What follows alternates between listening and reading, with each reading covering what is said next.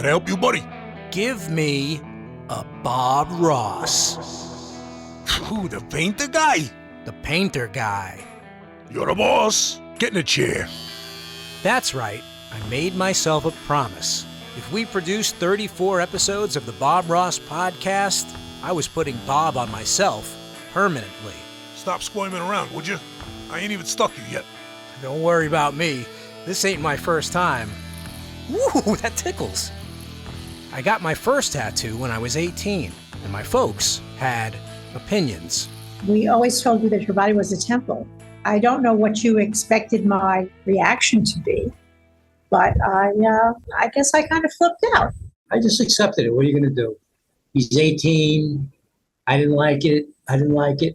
Today, if you ask me what I think of it today, I think it's kind of cute on you, quite honestly.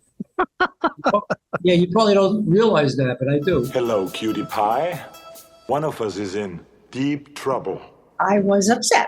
I guess that would be the best way to describe it. As much as we like Bob Ross, I'll buy you toast. he's got so much memorabilia. Just how about that? We'll get you a big Bob Ross painting. You can imprint it on the toast. But no matter what Mama and Papa Scalzo think, there's no denying that tattooing is an art form, one that dates back to the Stone Age. Tattooing was ritualized centuries ago in Asia and Africa, and more recently here in the US, amongst Post Malone and Mike Tyson. I'm too sophisticated to do that. Our mission, to find my spirit animals, to find Bob Ross tattoos in the wild. And by doing so, it stands to reason that we'll find out more about the joy of tattooing Bob Ross. It's too late for Bob Ross to get a tattoo, and I'm pretty sure he never had one. But if Bob Ross was here with us right here and now, and he walked into Fat Cat's Artistry, what kind of tattoo would you think he would ask for? A squirrel. No hesitation. He would ask for Peapod. If this was Family Feud, I'm sure that would be the number one answer. A squirrel. The squirrel! The squirrel! The search is on for someone out there with some Bob Ross ink. My name is Tanya Purdy. I'm from Ocala, Florida, and I'm a certified Ross instructor, and I also work at a tattoo shop as a body piercer. My brother and I, we would watch Bob on a small little black and white TV. We just liked his voice, I think, and we didn't have a dad, so, you know. So Bob was your surrogate black and white TV dad? I think it was just somebody to look up to that was male. Let's take a little dark sienna, some white, pull it out very flat, and cut across and get our little roll of paint again. Now then, let's put the icing on the cake here. Tanya got her first 2 tattoos when she was a teen. But I got the majority of the rest of my tattoos while I was working at the shop. I figured, I'm at a tattoo shop. I can when in Rome? get tattooed anytime I wanted to, I love teaching. When people come into my classroom and they're like, I have no expectations of my painting today. And by the end of the class, they have the biggest smiles on their faces. Something like so. Looks like a big smiley face already. I love when people are painting and I explain something to them and you can see the light bulb go off. Like they get it. Like a lot of CRIs, Tanya's teaching journey begins humbly. She invites people close to her to be her first real-time students. And naturally, those people, her friends and fellow artists, are the ones who work with her at the tattoo shop. There's 3 employees that would come to my classes, and none of them had any experience with oil paints. They also said, I have no high expectations. And by the end of the 3 hours of the class, they had these big smiles and they were just, I can't believe I actually did this. It actually looks like a mountain scene. And I think it's really funny that they can tattoo skin, but no experience at all with canvas and a paintbrush. Part of the reason for this is simple. Tattooing is an art in itself. It's inherently Bob Rossian in nature. It's an expression of self, a pursued interest. It requires hours of practice, and it's something that brings joy not only to the folks watching their skin be transformed, but also to those making the art. My latest tattoo is a Bob Ross silhouette on my wrist. Oh, wow. Okay. You're burying the lead there. All right. So you have a Bob Ross tattoo. Sometimes I do my painting classes at the shop. So sometimes we all do a painting class there. And to thank me, my tattooer wanted to give me a tattoo. And he's like, let's do Bob Ross's head. And so that's what I have. All right, we got one. So if we're going to find more Bob Ross tattoos, we should probably talk to some folks who actually gave somebody one. Oh, fair play. Nice. My name is Oliver Boots. I am a tattoo artist and have been for about 12 years. Ollie Boots is an Australian living in Wales. You got a Jason Momoa thing going on there with the hair and the, and the I'll beard. take it. As much as you want to give me, I'll take it. Breaking into the tattoo biz, that's no easy feat. So much so that Ollie volunteered to be a handyman at a shop in the UK just to get his foot in the door. I was so determined to make this a part of what I wanted to do and who I wanted to be. And I love working with people, and if I could do something like that within like an artistic sense, then I knew I was going to be really, really happy. Over the next dozen years, Ollie sharpens his skills, using his artist license to dream up all kinds of incredible tattoos for his customers. My personal approach is to really engage with my client, and I can also distract them away from, like, if it's a little bit of a tough area that they're getting tattooed, they're trusting me to do something instantly. You know, you're kind of going over like a number of fences, which, you know, to any other sort of stranger in the street, you wouldn't necessarily be dropping for those people. Whereas in this situation, it's something to really respect and be grateful for, is that someone's willing to trust you so immediately. And it's my job to do the best possible outcome for them, but also make sure they have a great time. And then also leave with something great. It's all symbiotically, intrinsically attached to each other, yeah. Engaging an audience, building trust, leaving with something great, having a good time. Man, the joy of tattooing sounds a lot like the joy of painting. I think you'll enjoy the little painting we're going to do, and I hope you take the time to paint along. Or you pull up your old easy chair and just relax with us. Let's just do it. But for all the gratitude and good feelings Ollie's acquired via his vocation, the joy levels jump up on the day he gets a message from one of his return customers.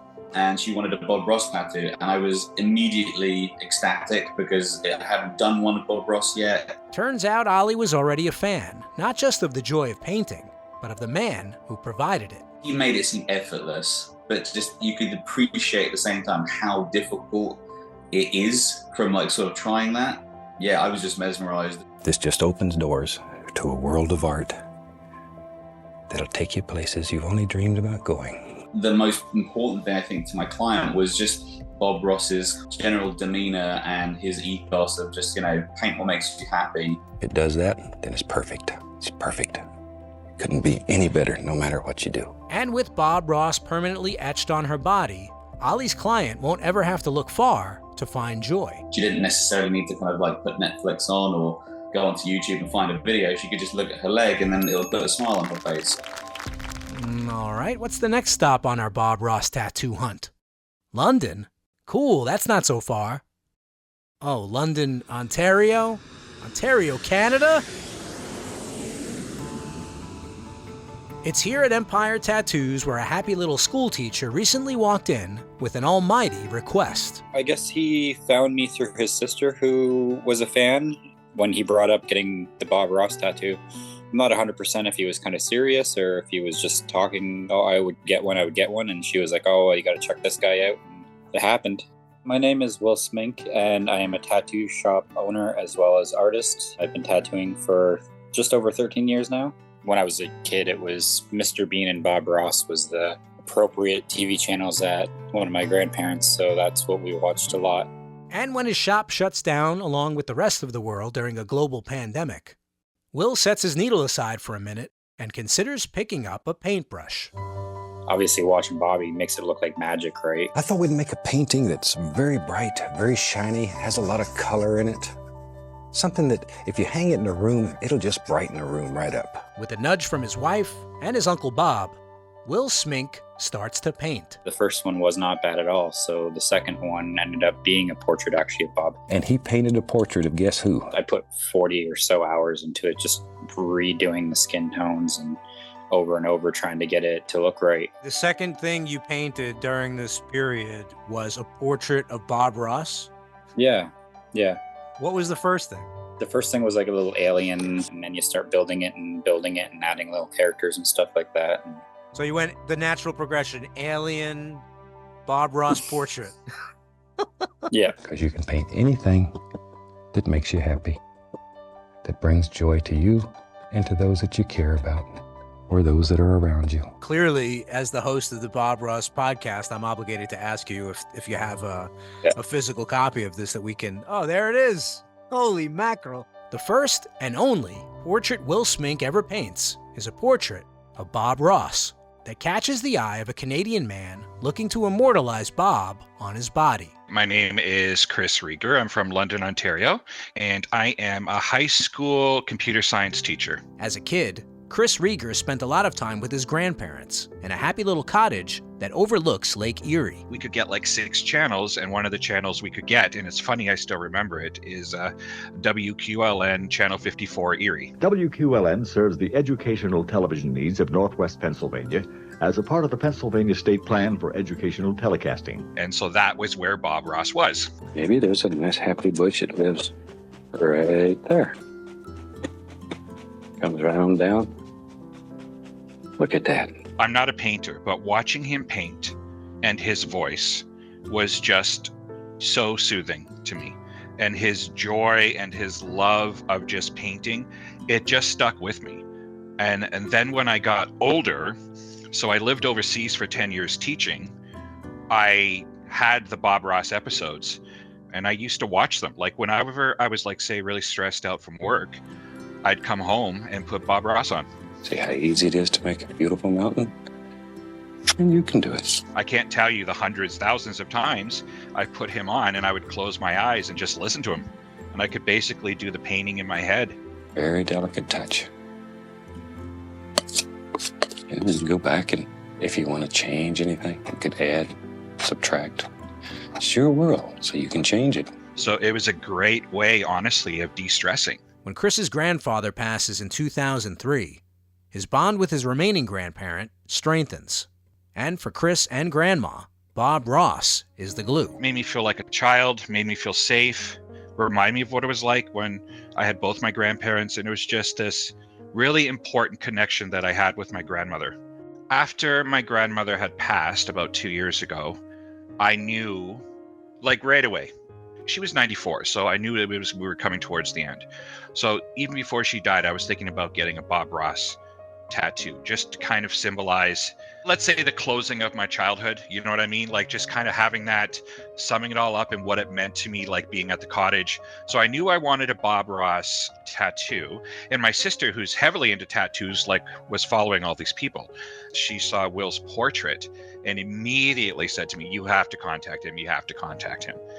I didn't, but my sister, being my sister, did, and that's how I ended up connecting with Will. Will convinces his new client to spread the joy across his entire upper back. I totally trusted him. I saw his work, which is unbelievable if you look at his work on Instagram. So my vision was always this. I wanted Bob Ross painting a cardinal, because my grandma always believed that if a cardinal is here, angels are near. That was always her saying. So for me to have Bob Ross painting a cardinal was like just perfect. You gotta have a place for little birds to sit. They like to hide in these kind of trees. They can hide in there, and the hawks and the stuff can't see them. He kind of did a mock-up and showed me, and it was like, God, I almost cried. I think I probably did cry when he showed me, because it was just exactly what I wanted. Like Bob Ross holding a paintbrush with 2 cardinals. With his big, beautiful hair and his big smile it was perfect. When people look at the tattoo, they just can't believe how realistic it looks, like how much it looks like Bob Ross. Some folks have Bob Ross's head on their wrist, others have his smile on their back, his face on their thigh. Whether scratching the surface of our bodies or stirring inside our souls, the joy of Bob Ross has us still talking about him, painting like him, and immortalizing him in the most unlikely of places. They're beautiful. You can't believe what's happening. And I feel so fortunate that this show has got so many young people interested in art. And I know some of them are going to be fantastic. And whether you do it for a living or for pleasure, as I've said so many times, art is one of those things that should make you happy. And if it makes you happy, then it's good. Let's go over here. I want to put a little of that yellow ochre over here too. It looks so nice on the other side. This side's getting jealous.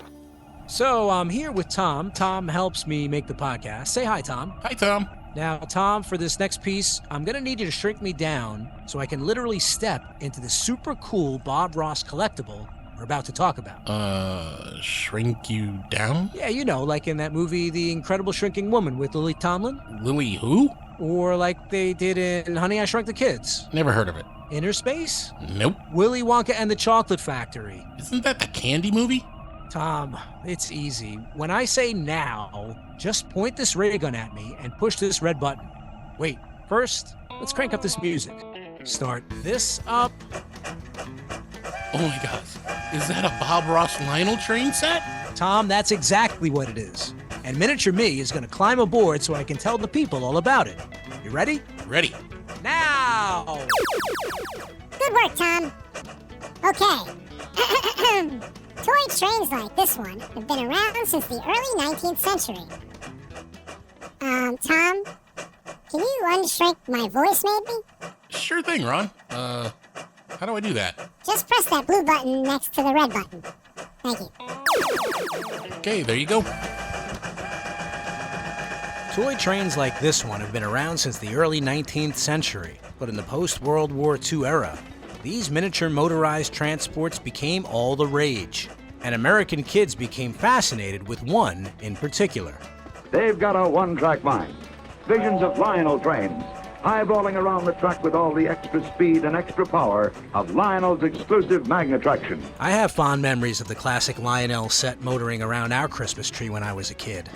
The noises it made, actual steam puffing out of the sleek black locomotive. But there are hobbyists out there far more enthusiastic than us Christmas trainers. And what does he get? Merciless ridicule. About his model railroading? He's a grown man! Oh, but it's okay for Neil Young.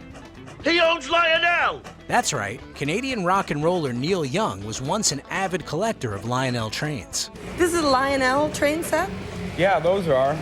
Those are Lionels, right. Those are the ones that we take on the road. And the enthusiasm for this classic brand begins within the walls of the company. My name is Corey Harwell. I am from Concord, North Carolina, and I am a product manager at Lionel.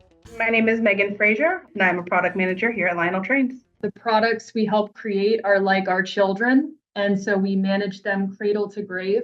We get the unique privilege of working with all departments at Lionel, and I think that's probably the most rewarding part of working here and working on these products.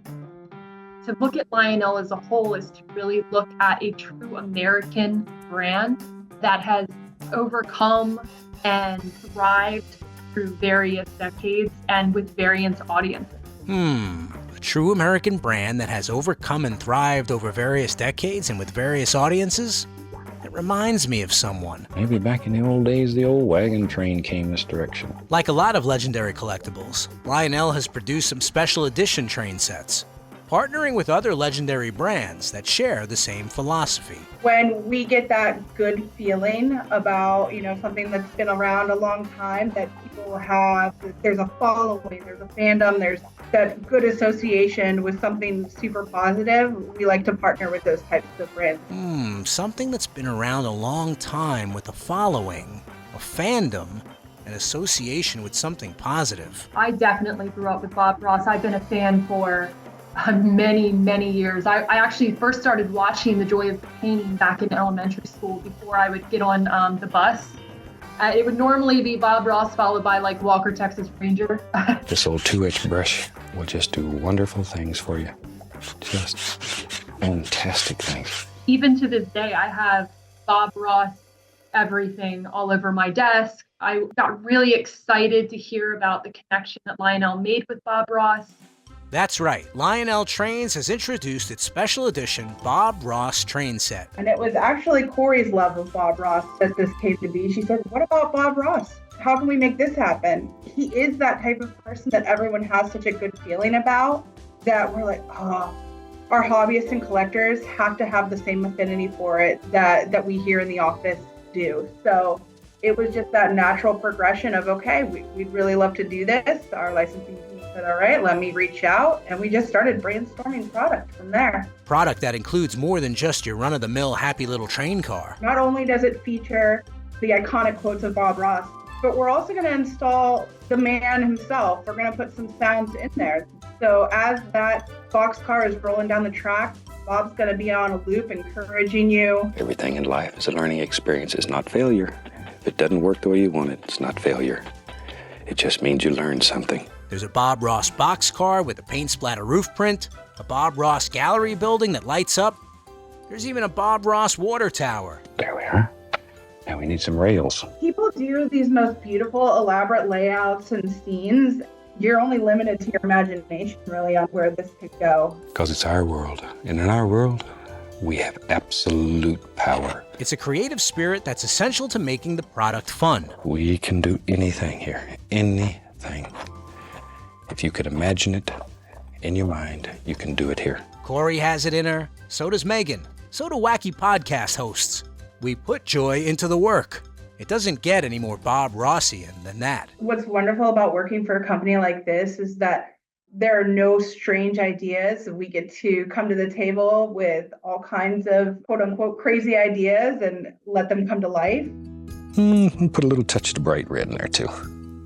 Yeah, maybe a little more. I like that. I like that, yeah. Experiment. Just do crazy things. What's the worst thing that can happen? On this canvas, nothing. Thanks to Lionel, a trusted train maker for more than 12 decades, a die-cast slice of Americana, another crazy artistic idea has come to life. And maybe next holiday season, or during any season, whether you're a train fanatic or a casual collector, you'll witness the wonder of Bob Ross on wheels, tearing around your Christmas tree, puffing steam, and encouraging you on every turn. Painting, it teaches you to see, to appreciate. Pretty soon you're riding down the street and you say, oh my gosh, look at that tree. That tree's made of sap green with a little blue in it, or that cloud can be done with a fan brush. Of course, you have to be careful you wreck the car when you're doing things like that. The Bob Ross Lionel train set is available now. View the full catalog and find your local dealer at lionel.com. The old clock at the train station tells me this podcast episode is all done.